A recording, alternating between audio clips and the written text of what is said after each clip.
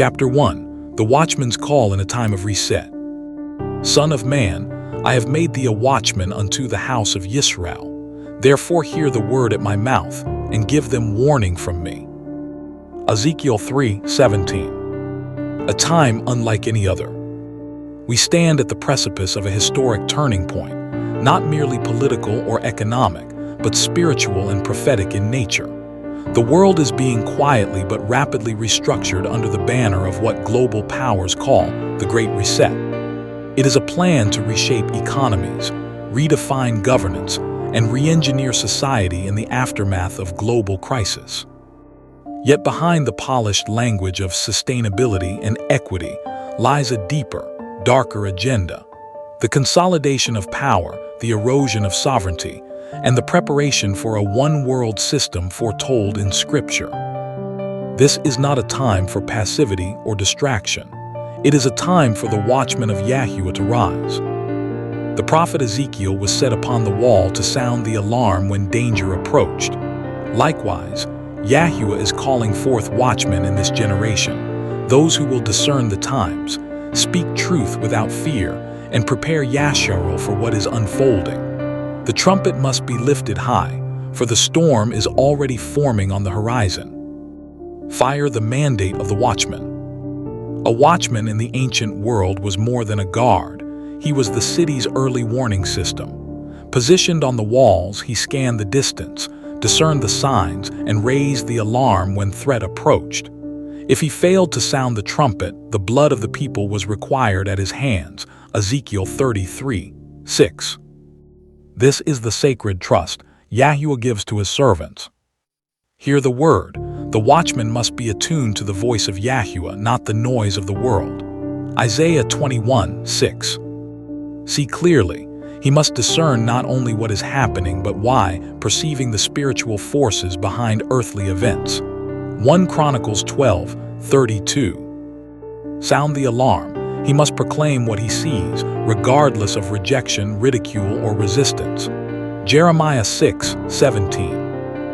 We are not called to blend in with the narrative of the world, but to stand apart from it, shining light on the schemes of darkness and calling Yashar'el to repentance, preparation, and obedience. Candle the time of reset, a spiritual convergence. The Great Reset is not merely a policy framework. It is the manifestation of an ancient rebellion. From Babel to Babylon, empires have sought to unify mankind under one language, one government, and one authority apart from Yahuah. The current push for global governance, digital control, and redefined human identity is simply the latest chapter in this long war against the Most High. Scripture warns that in the final days, a beast system will arise that unites commerce, governance, and worship. Revelation 13:16-17. This system will promise peace and progress while demanding conformity and allegiance. Its goal will not merely be to manage society, but to reshape humanity itself, removing every vestige of divine image, identity, and order. The Great Reset is the soft introduction to that system. It presents itself as building back better, but the structure it is building is meant to stand in opposition to the kingdom of Yahuah. The role of Yashar'el in a time of reset. In the midst of upheaval, Yahuah has not left his people without instruction. Yashar'el is not called to cower in fear, but to stand as a light, a remnant, and a resistance. The watchman's mission is to awaken the people of the covenant to their purpose, to return to the Torah and covenant of Yahuah, Deuteronomy 30:1-3, to separate from the systems of Babylon, Revelation 18:4, to prepare spiritually and practically for coming trials, Matthew 25:1-13, to proclaim the good news of Yahshua HaMashiach to the ends of the earth, Matthew 24:14. Yashar'el's assignment is not survival alone, it is testimony. As the world races toward a false order, Yahuah is preparing a faithful remnant to demonstrate the power, wisdom, and justice of his kingdom. Crossed a warning unheeded, is judgment invited. Ezekiel 33 reminds us that the failure of the watchman brings catastrophic consequences. If he sees the sword coming and does not blow the trumpet, the people perish in ignorance, but their blood is required at his hand. In the same way, silence in this hour is complicity.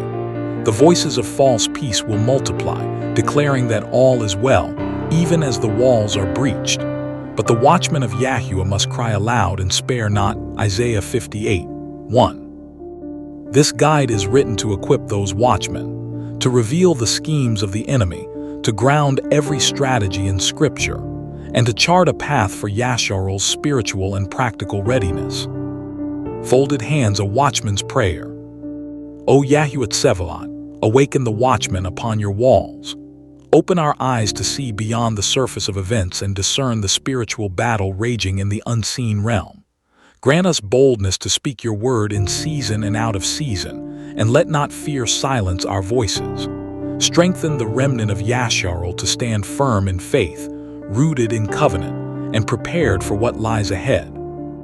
May we be faithful to the call, vigilant upon the wall, and steadfast until the coming of our King, Yahshua HaMashiach.